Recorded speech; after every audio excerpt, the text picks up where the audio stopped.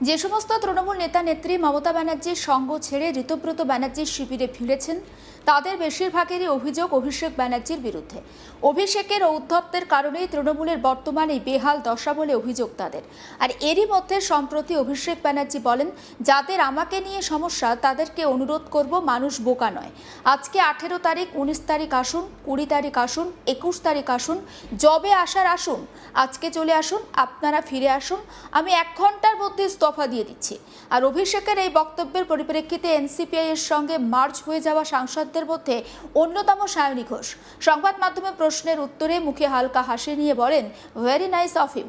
একবার শোনাই সায়নী ঘোষের বক্তব্য।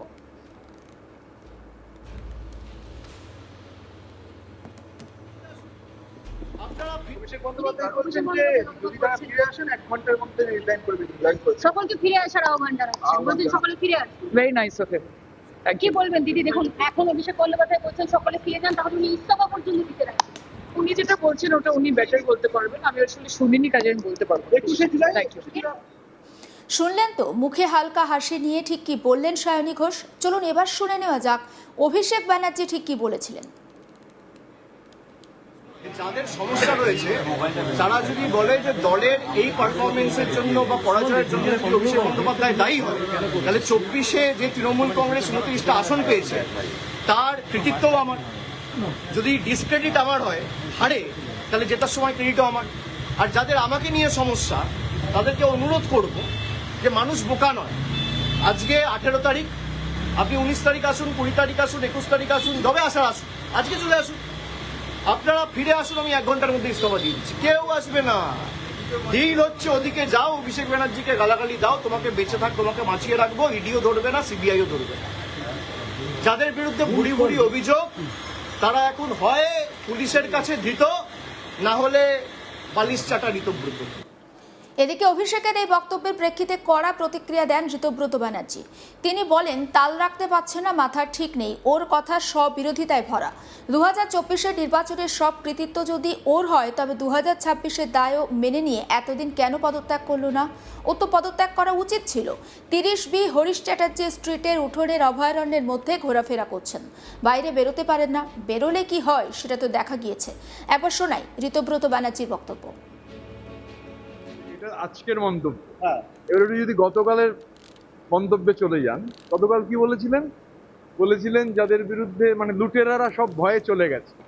কেমন স্ববিরোধী হয়ে যাচ্ছে না? যে লুটেরারা চলে গেছে ভয়ে, তো সেই লুটেরাদেরই ফিরত আসতে বলছেন। প্রথম কথা, মন্তব্যটা স্ববিরোধী। গতকাল কি বলেছেন, তাল রাখতে পারছেন না, মাথা ঠিক নেই। গতকালের কথা আর আজকের কথা মিলছে না। এবারে আমি 3-4টে কথা বলি। এক হচ্ছে 4 মে নির্বাচনের ফলাফল বেরিয়েছিল। এবার 2024-এ নির্বাচনের সব কৃতিত্ব যদি ওনার হয়, তাহলে 26-এও দায় মেনে নিয়ে এতদিনে পদত্যাগ করা উচিত ছিল। পদত্যাগ করেননি। 30B হরিশ চ্যাটার্জি স্ট্রিটের উঠোনের অভয়ারণ্যের মধ্যে ঘোরাফেরা করছেন, বাইরে বেরোতে পারেন না। বেরোলে কি হয়েছে দেখা গেছে, ভয়েস স্যাম্পল দিতে গিয়ে বলছেন ডিম মারতে পারে লোকে, ডিম যাতে না মারে সেটা এনশিওর করতে হবে। উনি বেরোচ্ছেন না কোথাও, পদত্যাগও এখনো করেননি, এতদিন হয়ে গেছে। আর সব থেকে বড় কথা, 4 মে যখন ওখানে হচ্ছে স্ট্যান্ডিং ওভেশন নিয়েছিলেন, মানে যে ঔদ্ধত্যের এতটুকু যে কমেনি, স্ট্যান্ডিং ওভেশন যখন নিয়েছিলেন, 80 বছরের ওপরের যে এমএলএরা উঠে দাঁড়াতে হয়েছিল তাদের, আচ্ছা আপনার পিসি বলেছে স্ট্যান্ডিং ওভেশন দিতে, আপনার তো উচিত ছিল। ন্যূনতম লজ্জা যে নেই তার প্রমাণ হচ্ছে তখন স্ট্যান্ডিং ওভেশনটা নিয়েছিলেন। একবারও বলেন যে না, এত সিনিয়র রয়েছে তারা প্লিজ আপনারা উঠে দাঁড়াবেন না, আমি আপনাদের থেকে অনেক বয়সে ছোট। করেননি এটা। তারপরে হচ্ছে আমরা এটা জানতে চাইতো যে একটা grassroot level party, so called private limited company, এখন কার শেয়ার কত, মানে পিসির শেয়ার কত, ওনার শেয়ার কত আমরা জানি না, টেক ওভার হয়েছে কিনা তাও জানি না। কিন্তু এই যে টাকা, ধরুন বার্ষিক যে বিপুল পরিমাণ সুদ, ব্যাংকের টাকা থেকে যে সুদ আসে, সেই সুদ কোথায়, কার জন্য খরচ হয়েছে? সেই সুদ কি সাধারণ কর্মীরা হচ্ছে তাদের জন্য খরচ হয়েছে? এমনি একটা 4 টাকার, প্রতি 4 টাকা স্পেন্ডিং এর 1 টাকা ওনার আকাশ ভ্রমণের জন্য ব্যবহার হয়েছে। ওনার প্রাইভেট ফ্লাইট কিনেছেন, হেলিকপ্টার কিনেছেন, টাকা দিয়েছেন পার্টির অ্যাকাউন্ট থেকে, তারপর আবার সেই কোম্পানিকেই হচ্ছে ভাড়া দিচ্ছেন পার্টির অ্যাকাউন্ট থেকে।